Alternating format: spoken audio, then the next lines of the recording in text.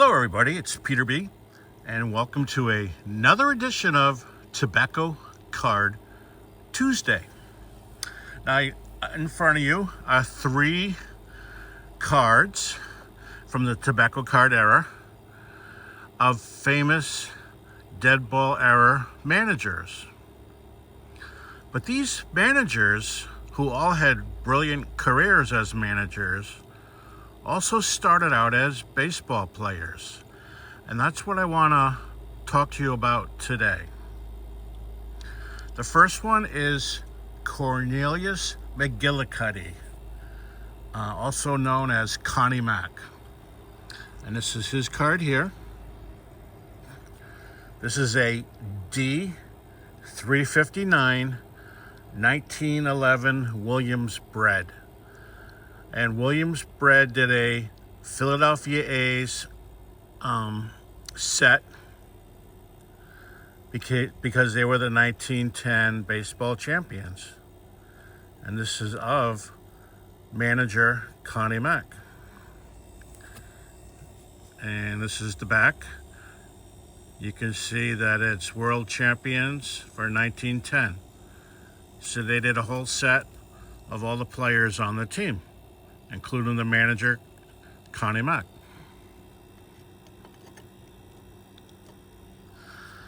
Now, Mack was a light-hitting catcher with a reputation as a smart player, which he definitely was, a very smart manager. He played for 11 years for 3 teams. Washington of the National League from 1886 to 1889, Buffalo of the Players League in 1890, and then Pittsburgh of the National League, 1891 to 1896. Mack was one of the first catchers to position himself directly behind home plate instead of in front of the backstop. He developed skills such as blocking the plate to prevent a base run from scoring and faking the sound of a foul tip so the umpire would think he caught a foul tip ball for an out. He probably was responsible for the 1891 rule change requiring a batter must have 2 strikes against him in order to be called out if the catcher caught a foul tip. So he would actually, as the batter swung, he would actually stick his glove just so the batter's bat tips it. And when he caught it, and this at the time was whether it's the first strike, second strike, or third strike, the umpire would call the batter out. Now, this really was interference, but Mack got away with it many times because the umpire thought it was a foul tip that he caught. Now, player Farmer Weaver, I never heard of him either, was a catcher outfielder for Louisville. This is what Mack is saying as he recollects his playing days. I tipped his bat several times when he had 2 strikes on him one year, and each time the umpire called him out. He got even though. One time there were 2 strikes on him, and as he swung at the pitch when it was coming in, but he didn't swing at the ball. He swung right at my wrists. Sometimes I can still feel the pain. I'll tell you, I didn't tip his bat again. No, sir. Not until the last game of the season when Weaver was at bat for the last time. When he had 2 strikes, I tipped his bat again and got away with it. So that was a little story of from Connie Mack, in Connie Mack's words. Okay, the last 3 years with Pittsburgh, he was player manager. In 1901, when the AL started, he was the first manager for the Philadelphia Athletics and continued for 50 years. Connie Mack has the most wins as a manager than anyone else, 3,731. So 3,731 number of wins he got as a manager over his years. Tony La Russa is second on the list with 2,884. So Connie Mack had almost 100 more wins than Tony La Russa, the second place. Mack was elected to the Hall of Fame in 1937. Now, he does have a Playing Days card. I wish I owned it, but I don't. It's his rookie card, and it's an 1887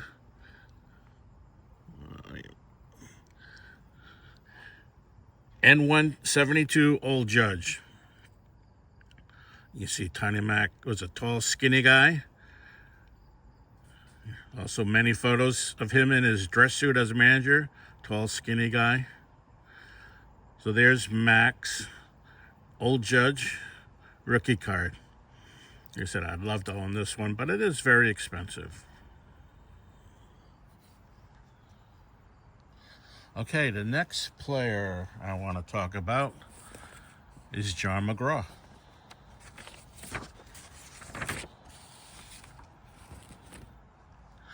And this is T206 portrait. And I peed my back.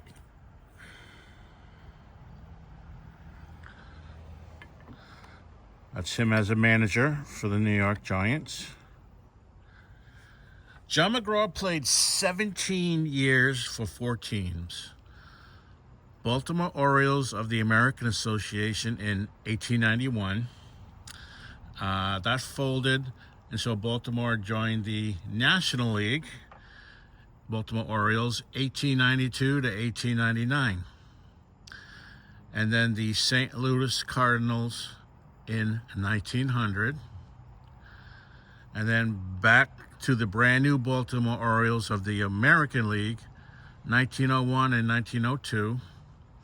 And then he played for the New York Giants, 1902 to 1907. John grew up in a poor family with 8 children. Young John had a love of baseball from an early age. By doing odd jobs, he was able to save $1 and send it off to Spalding Company to buy one of their cheaper baseballs, which then he would use to practice with.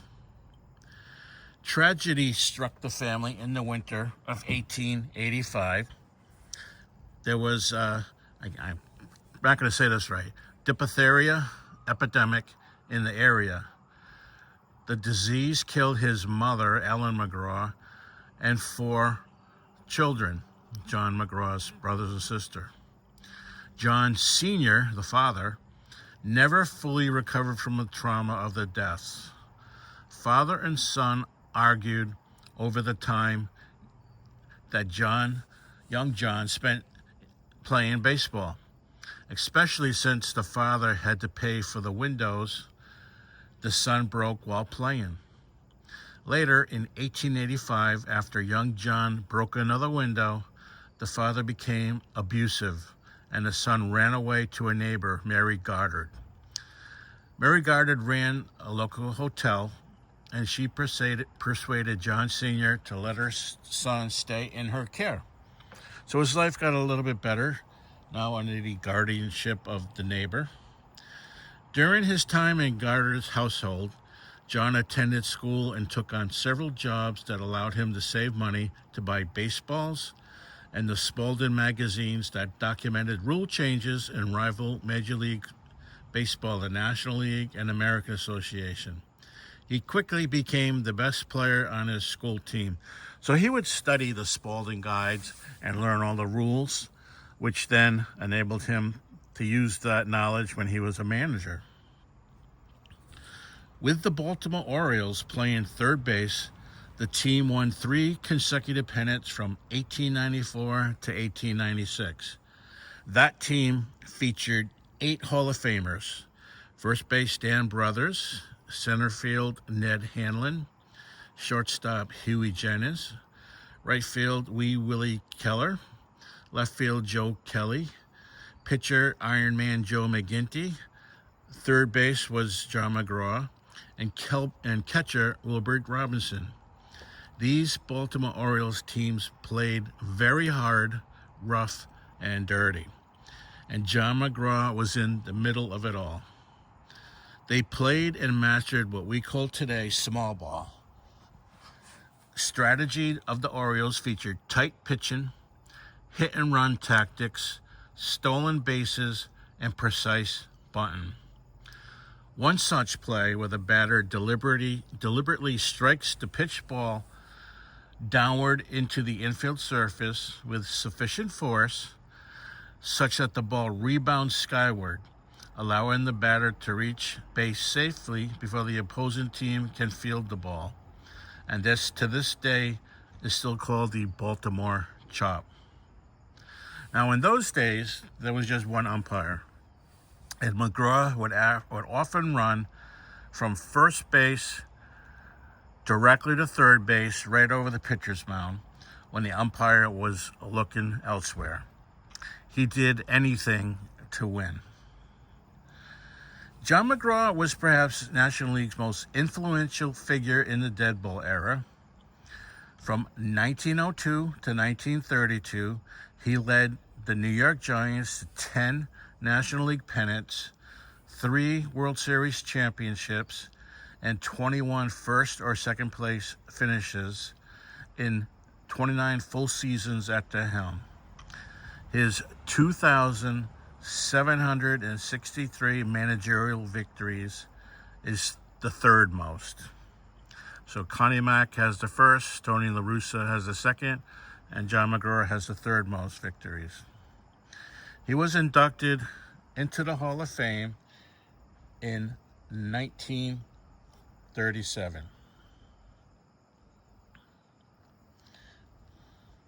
Now, this is his rookie card. It's the 1890, this is a playing day card, 1894 Alpha Photo Engraving. This was a set only done in Baltimore for the Orioles, because they were the winning team in baseball that year. So it features everyone on the team, just like Connie Mack's World Series team. And there's McGraw, and there's the back or front, if you want to call it, of the card. So 1894 Alpha Photo Engraving. Another card that's very, very expensive. John McGraw's rookie card. All right, and the third man you see is Wilbert Robinson. And this is his 1922 American Caramel E121.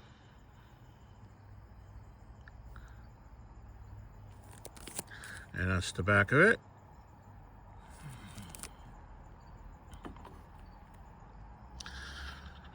Robinson played 1,316 games as a catcher. So these famous baseball managers were good and played many games before they became those managers. So he played those games at catcher, which prepared him for his second baseball career as manager. The star catcher for the Orioles dynasty, which I already spoke about, which won 3 straight titles from 1894 to 1896. He compiled a career batting average of .273 with a peak of .353 in the heavy hitting season of 1894. Durable behind the plate, he caught a triple header in 1896. Followed by a doubleheader the following day.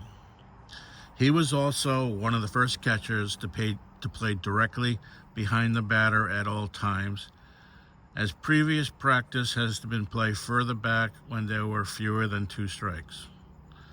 A highlight of his career was a 7-hit game on June 10th, 1892. He's nicknamed Uncle Robbie, and he managed the Baltimore Orioles in 1902. Then the Brooklyn team, there were many names, known finally as the Brooklyn Dodgers, from 1914 to 19 1931. Robinson recorded 1,375 wins and included National League championships in 1916 and 1920. Brooklyn's only pennants between 1901 and 1940. Those 1,375 wins is now number 31 on the list. When he retired, he was third, but modern day players soon pulled ahead of him. He was named to the Hall of Fame in 1935. I don't remember if I told you about McGraw and Mack, but they were both inducted in the Hall of Fame in 1937. And his rookie card is also an 1887 Old Judge. And there he is catching. Playing for the Philadelphia Athletics at the time. And you see the ball is positioned. It looks like he's about to actually catch it. But that's his rookie card. He has a few Old Judge cards. I just pulled this one because that's a cool pose. So those are the three famous Deadball Era managers. And just remember, they had careers. They were all very intelligent, baseball-wise, and they all used their experience playing to become these great managers. Connie Mack, John McGraw, and Wilbert Robinson, Uncle Robbie. So a little bit of long video. It says it's almost 17 minutes, and probably when I finish it will be. But everyone, have a terrific Tobacco Card Tuesday.